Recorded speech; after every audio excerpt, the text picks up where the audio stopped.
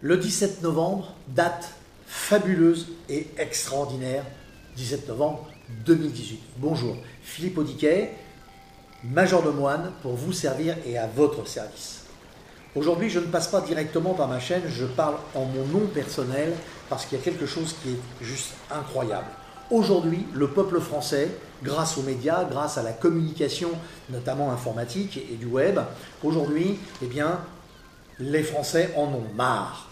Moi le premier, au niveau du prix de l'essence, entre autres. Alors des petites révolutions comme ça, il y en a déjà eu beaucoup. Il y a eu les bonnets rouges il n'y a pas très longtemps, qui ont obtenu gain de cause en temps et en heure. Il y a eu, il y a très longtemps d'ailleurs, la prise de la Bastille. Il y a eu mai 68. C'est toujours démarré avec une étincelle sur pas grand-chose, mais quelque chose qui faisait une violence au peuple français, dont je fais partie et dont je suis fier de faire partie. Par contre, il y a une chose qui m'exaspère, c'est qu'aujourd'hui, la grogne est montée tellement haut qu'elle va s'exprimer. Et ça, c'est juste génial. Mais il y a un petit problème, c'est que plutôt que d'attendre qu'il faille amputer une jambe, pourquoi est-ce qu'on ne pratique pas dès le départ, par anticipation, à ce qu'on ne soit pas obligé d'amputer, mais juste soigner? Eh bien à ça, il y a peut-être une possibilité que j'avais vraiment très envie de vous soumettre. Cette possibilité est très simple.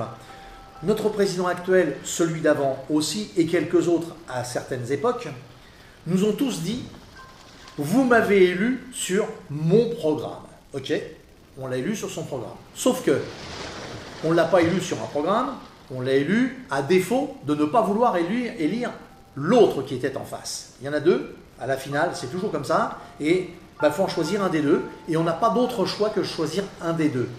Et là, c'est un véritable problème, parce que si un grand nombre de gens ne veulent pas de A, eh bien ils sont obligés d'aller sur B, et vice-versa, bien évidemment. Et même si B ne convient pas, on dit on va au moins pire. Excusez-moi la formule, elle n'est pas très belle, mais elle mérite d'exister, au moins pire de ce qui existe. Il y aurait une solution toute simple pour résoudre ça. Et d'ailleurs, un des présidentiables de des dernières élections avait carrément dit: ce qu'il faudrait, c'est mettre une amende à toutes les personnes qui ne vont pas voter. Comme ça, on est sûr que le taux de participation sera juste énorme. Oui, c'est gentil. Prenons encore un coup de bâton sur la tête et prenons encore un petit peu de notre liberté.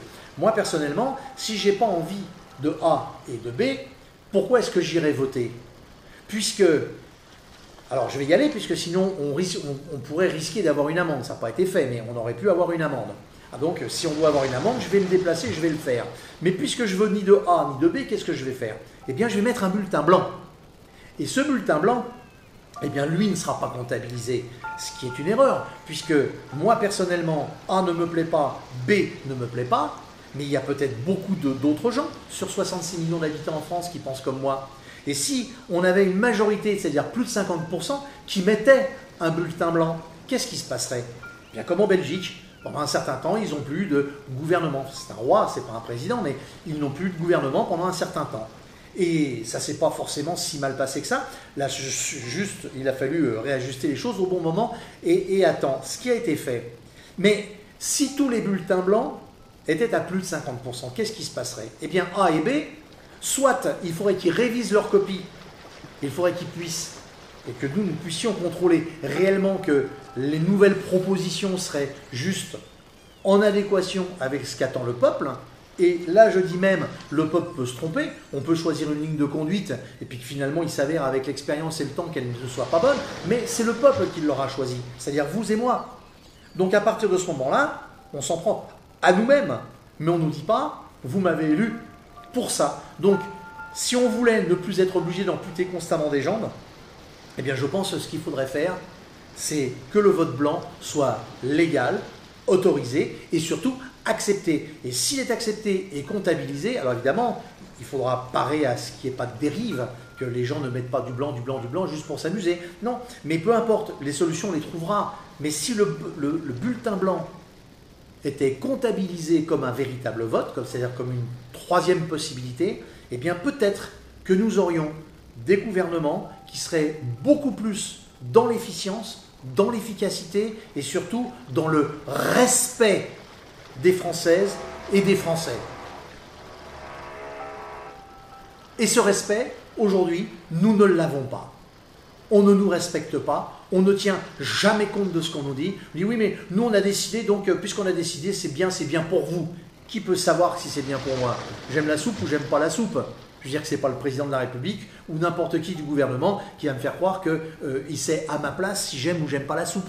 D'accord? Eh bien moi cette soupe-là, j'en ai marre et je voudrais bien qu'on commence par ça parce que là on ne serait plus obligé d'amputer. On pourrait commencer par anticiper.